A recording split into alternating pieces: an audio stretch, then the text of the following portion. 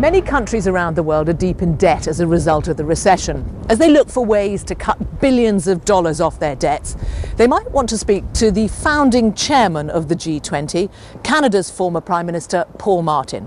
He's here in Cambridge. He's been speaking to the Students' Union here about the role of the G20 and how it can be used to solve the world's financial problems.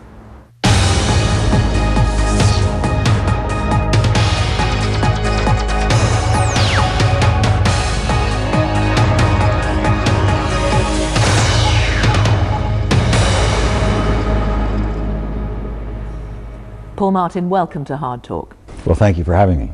In simple terms, how do you do it? How do you cut a massive debt? Well, I think it's very important, first of all, that the people would be behind you, and they were. They wanted to deal with the deficit, and they knew they were going to have to make sacrifices, but what they didn't want was to be asked to make sacrifices in a futile effort. And so we were very open. For a year before we presented the budget, I went out, I went across the country, I talked to Canadians about what had to be done. And I told them what we were going to do, and then we delivered on it. And then we gave ourselves a set of one-year targets so that they could keep our feet to the fire. They could judge how we were making progress, because they wanted us to succeed, but they didn't want to make a sacrifice if they thought we were going to fail. That was the first thing. Okay, when you look at the situation that many countries find themselves in now, I mean, we're sitting in the UK.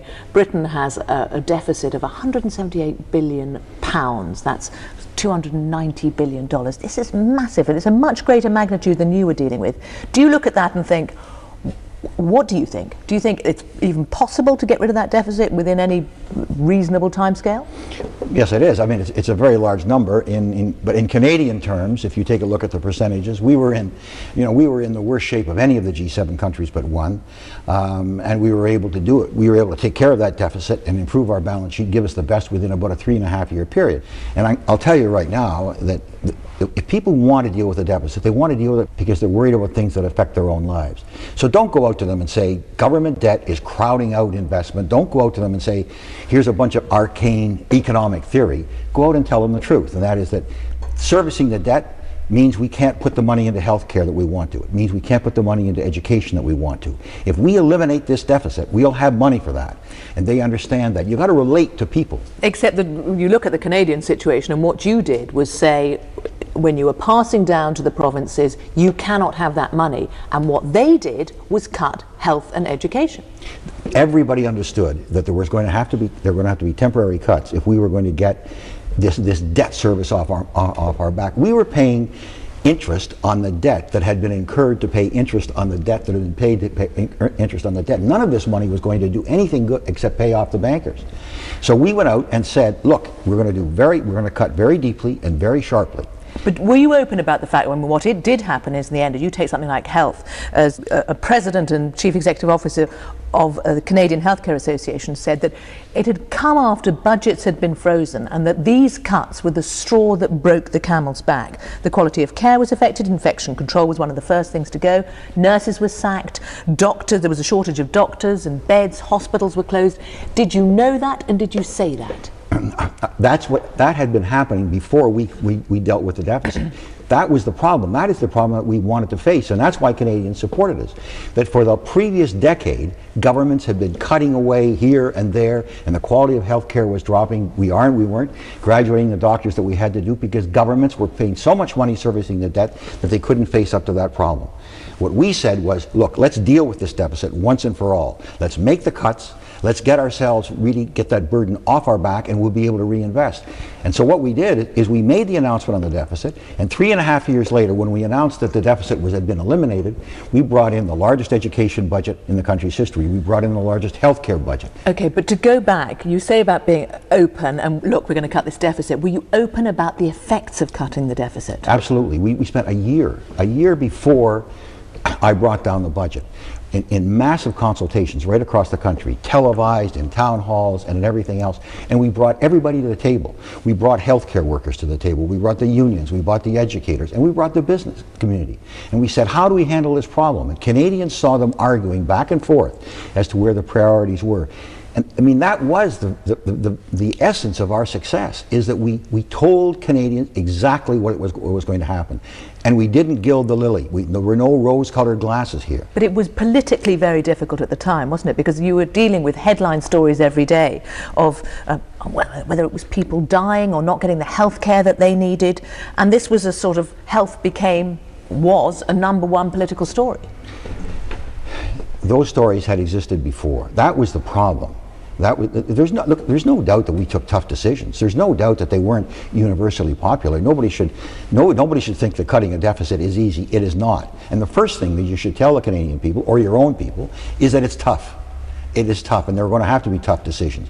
But we also said to them, do you really want to continue with another decade of not being able to invest in health care, of seeing minor cuts and seeing the situation deteriorate? And Canadians said, no, we don't want that. My main goal was not to destroy government. My main goal was to get the bankers off the government back so the government could fulfill its role. You said you made the point, I was accused of using arbitrary numbers, and I agreed. I was told I was being unreasonable, and I agreed. If I wasn't arbitrary and unreasonable, we would be nickeled and dimed and delayed to death. And that's absolutely right. I mean, the other way there are two ways in which governments had done this in the past. One, they had said, we're going to have across-the-board cuts. Well, that means governments had no priorities. And we did have very strong priorities. We were going to cut more in one area than in another. There's a problem, though, because when you look at what many countries are facing now, take a country like Britain with a massive deficit, and you have the government and the opposition, when there's an election coming up, saying we are going to cut it. And yet, what we are hearing, we're not hearing enough, or it doesn't seem that we're hearing enough, to work out how that can be achieved. Is that something, when you look at what's going on, you think, oh, there's good, there's a lot more, well, in terms of being open, there's a lot further to go? Well, look, I'm not going to get involved in your election campaign. I can tell you what we did. What we did is, for a year before we brought down the budget, we went across the country and we had the national debate. And we told Canadians how we saw it, and they told us how they saw it. I know you don't want to comment on the election here, but in a way it's quite a good example of one of the problems, which is that we have the Conservative opposition saying, if we get in, we will cut straight away. And the government saying, hold on, if you cut straight away, you are going to threaten the recovery. And it's that question of timing. Do you have to wait? At what point do you start the cuts? Because this really depends upon the circumstances. The formula for Canada and the circumstances in which Canada was may be very different.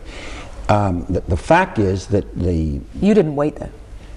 My biggest fear was that there was going to be a financial crisis that was going to hit the world. Because if a financial crisis hit, we were going to be sideswiped very badly.